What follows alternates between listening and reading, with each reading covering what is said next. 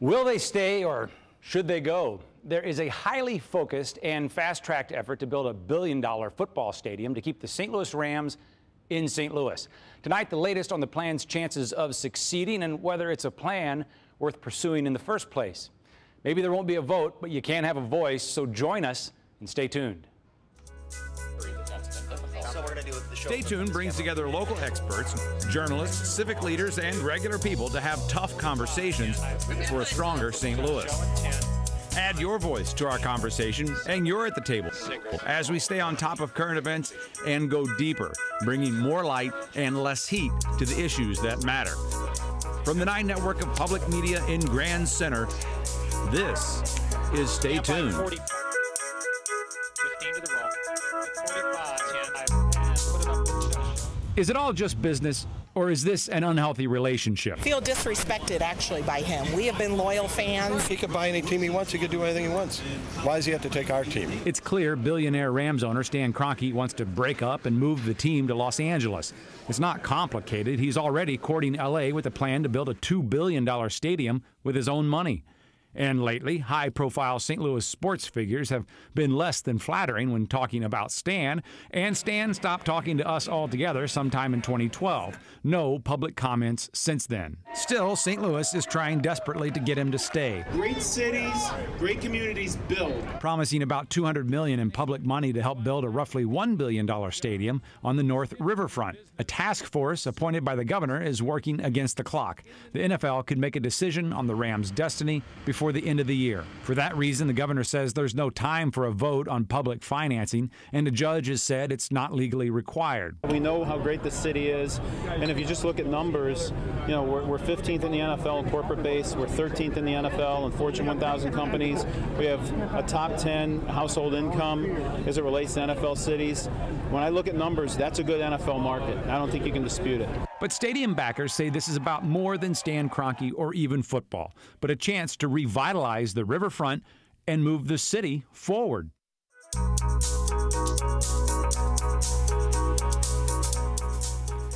And we've got a great panel to dive into this conversation with. Let's do some introductions and get right to it. Jeff Rainford is with us, formerly the Chief of Staff for Mayor Francis Slay of the City of St. Louis, no longer the Chief of Staff, doing some, as you described it to me, some pro bono consulting for the Mayor's office on the stadium itself. Also, welcome back to the show, Alvin Reed with Donnybrook, of course, and also St. Louis Magazine. Tashara Jones is the treasurer of the City of St. Louis, and then Alex Enens, that's next to her, the founder and editor of nextstl.com. And I said join us because we will be drawing on heavily the hashtag you see on your screen there, hashtag Stay Tuned STL. Okay, guys, let's dive right in here. I mean, sticking with the relationship theme for just 1 minute, are we just not getting the hint here from Stan Kroenke and the Rams? Is there any way that they're actually staying in St. Louis? Do we need to kind of deal with the reality that this team is gone? Well, I think that we don't know the reality. I don't think the commissioner of football knows the reality. I don't think the owners know what's going to happen. And there are a lot of different possibilities. I would grant you that the least likely possibility seems to be the St. Louis Rams staying in St. Louis with Stan Kroenke as the owner. But the St. Louis Rams staying in St. Louis with a different owner, a different team coming here, even an expansion franchise, are all possibilities. I mean, you talk to Dave Peacock and the task force. Obviously, they're talking to NFL owners, to the NFL front office. And there are a lot of different permutations that can happen if we show up with a viable plan to build the stadium. There's only one scenario where we know with certitude what will happen, and that is if we don't show up with a viable plan to build the stadium, and that is St. Louis will not have NFL football. That's the only certainty that we know. So are we building it and hoping we'll get a team? No. I guess that we, for 3 years we've been saying that unless an NFL team signs a 30-year lease, unless the NFL, a team, and the fans put up $600 million, and unless, we are satisfied with all of that, there will not be a stadium. So this is not like the last time, and I get that people have a hard time, forgetting history. The last time, 20 years ago, St. Louis built a stadium hoping to get a team. This is a much, much different, much, much better, much, much better deal, I think, being driven by the mayor, by the governor, and that is there will not be a stadium. We will not move one shovelful of dirt unless there's $600 million in a 30-year lease signed by a team. My concern is this, and I agree with everything you say. Now, whether or not the Rams leave or stay, I think one certainty is that Stan Kroenke is going to build a stadium in Los Angeles. And I think that is what's driving the fact that he wants to move the franchise there. I don't think he is waiting for them to do anything for him. He's going to build a stadium. He wants to move his franchise there. I understand that. The concern I have is with the National Football League. And this entity that is the National Football League, to rely on them to back up whatever promises they're saying, or we keep hearing they're saying you're doing good work and all that. Until we have a promise from the National Football League written down that they are going to have a franchise in St. Louis, and I don't know what the years, are in 30. In 5 years you'll have a team. In 10 years you'll have a team. If the Rams leave within this parameter of time, you will have a franchise. Then I said, let's go. Let's do it. Let's do it. Let's pay people to do work as we are now, and I think that's the people's money too. And I just don't trust the National Football League to do right by the city of St. Louis. I think it's the same league that we're bitter with most of the time, but for some reason we're putting our faith in the National Football League. And that kind of concerns me. And I will also say this. I thought that the task force, when I say played the city of St. Louis cheap, I just think that it would have passed. I think with any effort whatsoever, true effort, I think the people of the city of St. Louis would have passed a vote. Had spending public money gone to a public vote? Oh, there's no doubt it would have passed. I'm convinced it would have passed too. Right. I do want to address one issue. That's easy to say now, just for the record. No, I think it. Because the judge just I've seen. I guess I've had the benefit of polling data. I know what people think. I've had the benefit of understanding things about what people like about football. Football is America's national pastime. People love football. Tonight is an example. More St. Louisans will watch a team from Boston play a team from Pittsburgh than any other television program in St. Louis. When the Cardinals were in the World Series, and I'm a baseball fan, not a football fan. I'm a baseball fan. But when the Cardinals were in the World Series in 2013, fewer St. Louisans watched the World Series that year than watched the Super Bowl in years when there's no St. Louis team in it. The reason we want to do this is not for the NFL, it is not for Stan Kroenke, it's for people of St. Louis, a majority of whom either like football, love football, or are grossly fanatical about football, and that's the reason to do it. And as far as trusting the NFL, I can't disagree with what you said. However, I want to make it abundantly clear, there is no stadium. We don't move one shovel full of dirt until they show up with their $600 million. I think part of the rhetoric around this, and that football's just big and we love it, and you can do TV ratings and things like that, but if the team leaves, we have 2.8 million people here. We're a huge economic engine with or without the NFL. And cities that have the NFL because they're an economic engine. And part of what we saw in the intro was that we are an NFL city. By every economic measure, we're a middle-of-the-road economic city. There's no reason why Indianapolis, Cincinnati, Buffalo, Green Bay have teams and we wouldn't. So it's hard to imagine if an economic package is put together by St. Louis that the NFL would walk. And we don't have much of a reason to trust them. But they're getting to the end of this game where they've shuffled teams around and left LA open. And now they have 3 teams that are out of leases, that have old stadiums. This is kind of the last play for a decade or more of this round robin kind of threats of relocation. So it's hard to imagine them leaving St. Louis. But what I've been interested in is kind of that how do we sell this to people, right? And there are all kinds of different ways to look at it. But I think the bombast that goes behind it sometimes is the pride and stuff. It's worth quantifying that and really understanding what's at risk. So there is one set of economists who did quantify, not the pride factor, but quantified football as an amenity. So you would admit, we've all said it before, if the weather in St. Louis all year round was like it was today, our homes would be worth more. And in fact, there are economists who've quantified that. 2 economists have quantified having an NFL team increases your residential property values by 8%. Okay, so it is an amenity. Now, can you bank that? No, I'm not claiming that. What I'm claiming is there is a value. There's an economic argument to make. Absolutely. That's economics. I'm saying there is an absolute emotional value. I've heard economists who say, oh, well, if people weren't going to football games, they'd go to Tiddlywink matches or whatever. Like there's an equivalence. Or movies, or baseball, or hockey, or something like that. People want football in big cities. I think we just have to be careful when you say amenity. there's an emotional value. I think there's an inherent idea there that there's a money. Like we don't say value without thinking there's a real impact. And economists measure real impact. And so when you say emotional value, inherent in that is some kind of like, it's emotional, but it really matters. But how? Other than just, but it's like a church. If you ask ask an economist, is it worth building churches because churches get tax breaks, right? Is it worth it? They would do the same study and say it's not. And then if you say, well, what about it being a place where people can go to pray to God? Well, that's an intangible. That's an intangible.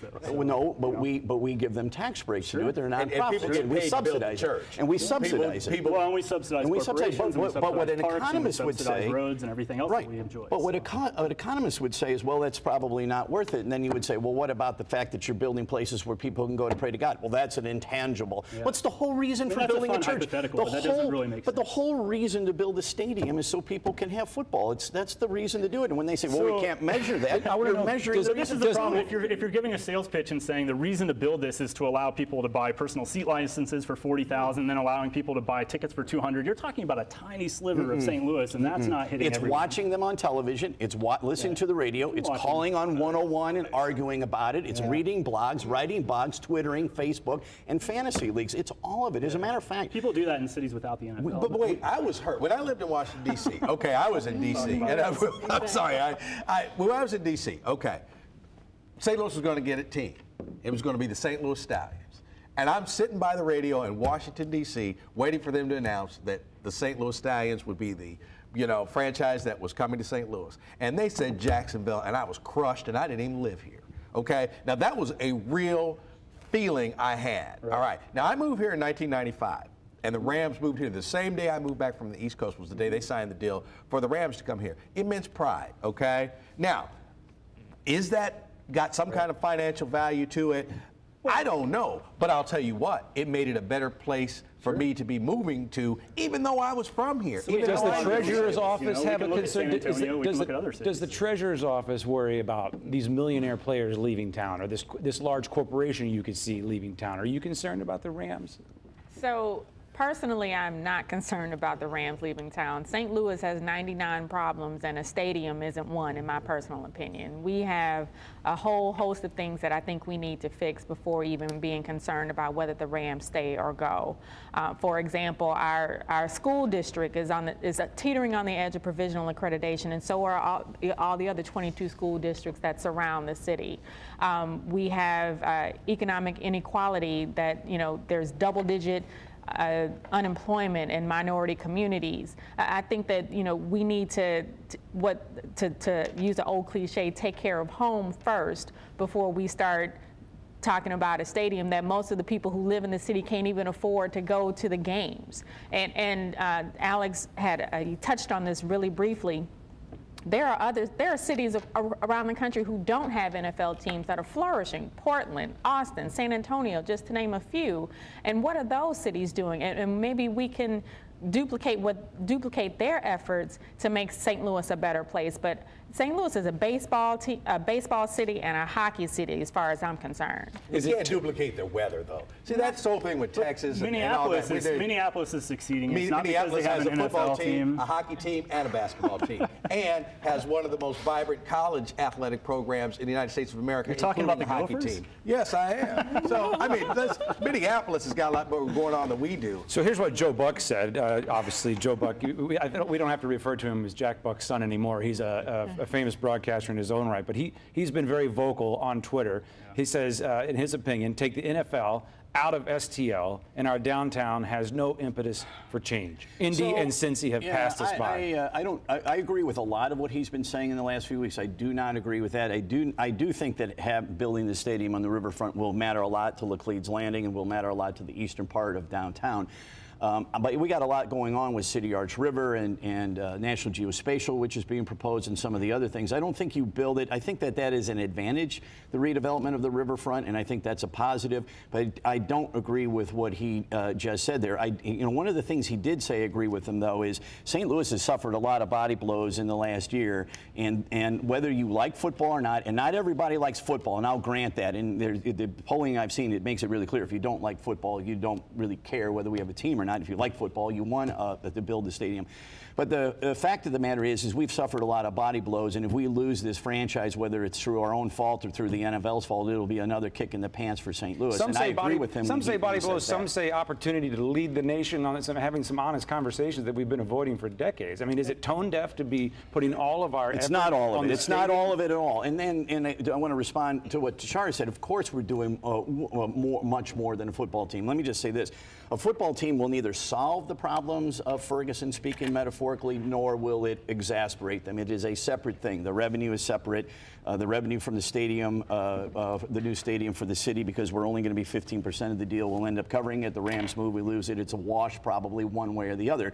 But you can do more than one thing. The mayor has announced about 10 different initiatives, including a civilian review board. He's expanding charter schools. And when we talk about education, we have the only municipal affordable housing commission. Our police department is doing a lot of the things that the Ferguson Commission is already recommending. We can do more than one thing in this community. We can build City Arch River. We can do National Geospatial. We can do the stadium, and we can address those issues. So let's take one quick break to pause and go back to social media. And from what we learned this week, each week we have a Twitter chat on Tuesdays. Here's what you had to say this week about the stadium. Tuesday night's Stay Tuned Twitter chat on the stadium proposal was one of our more divided conversations to date. On one hand, folks are concerned that public funds may be used without a public vote on the use of the money, and a stadium won't support businesses already there.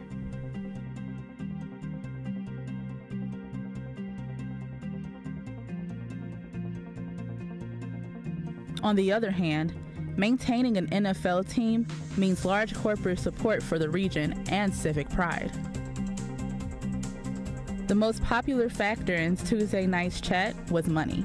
At Paul Wonk said, the big problem with the stadium is the county not footing a fair share of the cost. County and Joe Buck has no stake in this. Scott Ogilvie, alderman of the 24th Ward in the city of St. Louis, emphasized that Missouri spent 24 times as much on an NFL stadium for St. Louis as on Metro St. Louis in 2015. Priorities completely out of whack.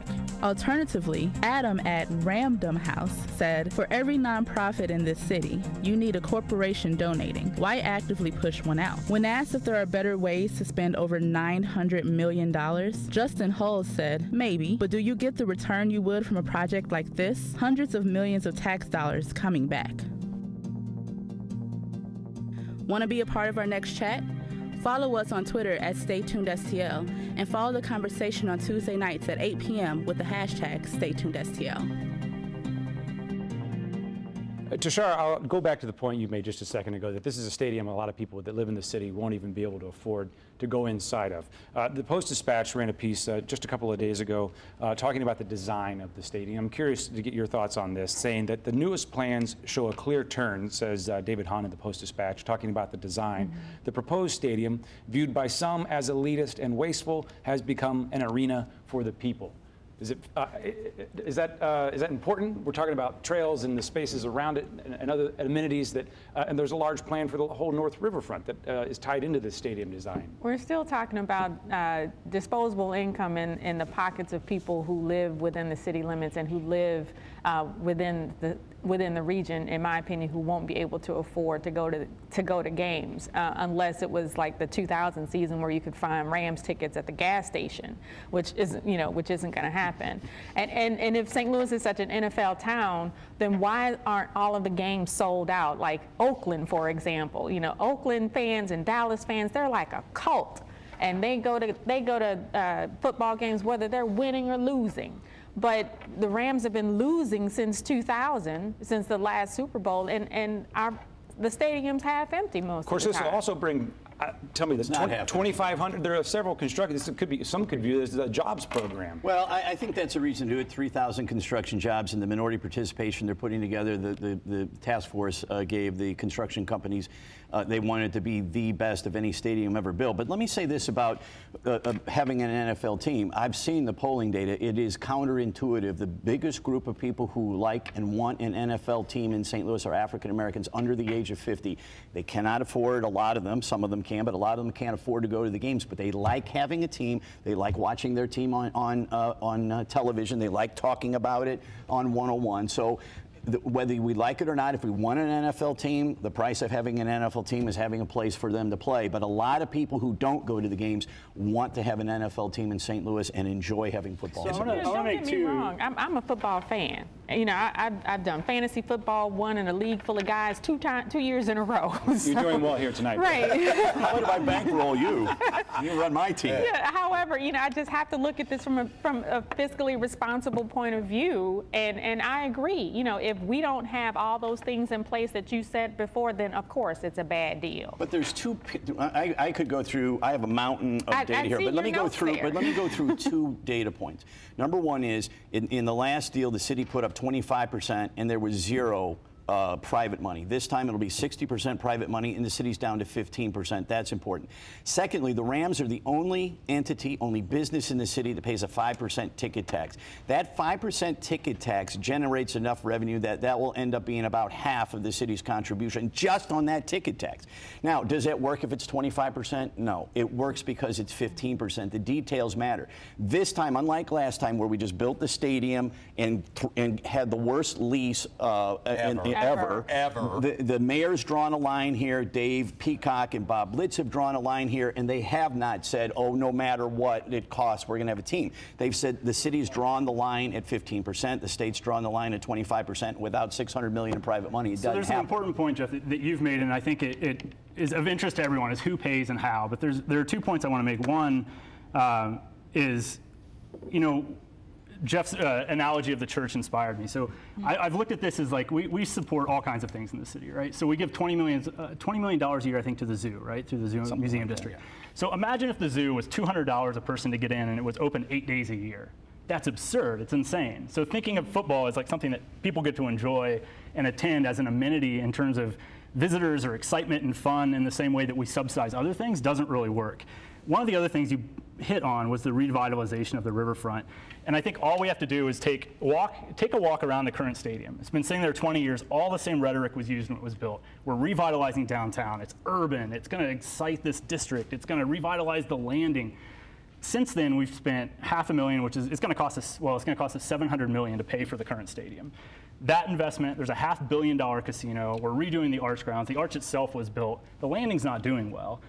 To think that another stadium is somehow going to fill the vacant lots and do what past promises haven't done. Alec, people are saying that. I'm not saying you're saying that. But listen, all the videos, all the promotional material is revitalize, connect the city, weave it into the urban fabric. None of it's true. It's a way to sell kind of a middle zone on the idea that it's going to work. The last thing though is who pays. And what's very important is it's verbatim. It's verbatim. It's literally the way it's being sold. The other thing that's important, and it won't. The current stadium hasn't revitalized its neighborhood, and it's had 20 years to do it. It doesn't work in St. Louis. It doesn't work in other cities. We can look at other stadiums. We should take But the important thing, and the thing where you have an important point to make, is who pays for the stadium. And it is important to look at St. Louis and see that the deal as it stands on the table is better than a lot of cities are getting right now.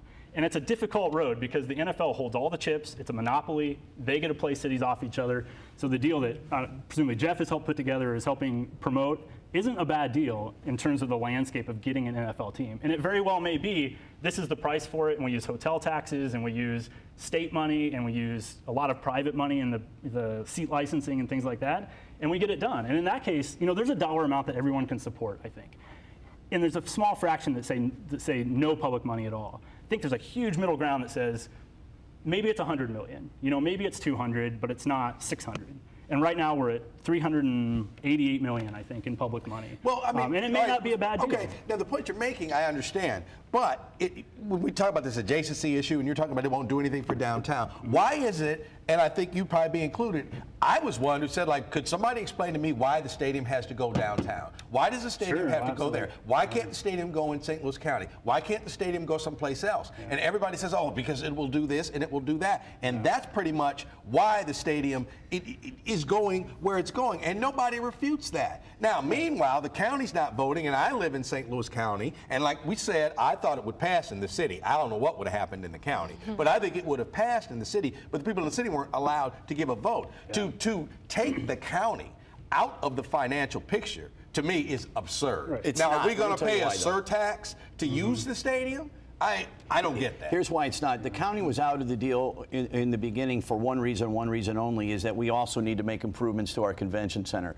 And I think what people have in mind is that the governor had in mind, I'll just speak for the governor, and I agreed with him. He did not go to see the county executive to say, put your money into the stadium without a vote. That was a mischaracterization. He said, can I get you to agree to extend the hotel motel tax to make some investments in the convention center? And that's what is being discussed. I mean, the county was out of this deal a long time ago, in large measure because me, the mayor, and other people said not only do we need a new stadium, but we also need to make some investments in the convention center, and extending the hotel motel tax in St. Louis County was a way that we were looking at it, and the governor agreed. Let me add, we're just about a minute left. So let me just go looking ahead a little bit. We still have Senator Rob Schaaf and others who are still, they've lost in court, but they're still threatening in the legislature to not fund the public bonds that would therefore be the public money that goes into this. You may be against the stadium, but you shouldn't listen to anything these folks out there got to say, all right? Because you talk about some hypocritical nonsense, especially the ones from St. Joseph and Kansas City, who want every dime they can get. But you also read it, and it clearly, there's so much wiggle room in it. And they say things like not $1 until the current stadium's paid off, and we have all kinds of ways to fund that. And we're, there's more revenue if it becomes a convention center exclusively, and we can show that that's a positive balance. And there's a lot of room. Senator Schaaf wants to be the congressman from Western Missouri and beating up on St. Louis. All right, we'll leave it there. We'll give you the final word on that one right there. Thanks for all of your time, Jeff Rainford, Alvin Reed, Tashara Jones, and Alex Enan, and thank you for joining us with the hashtag Stay Tuned STL. We'll see you next week.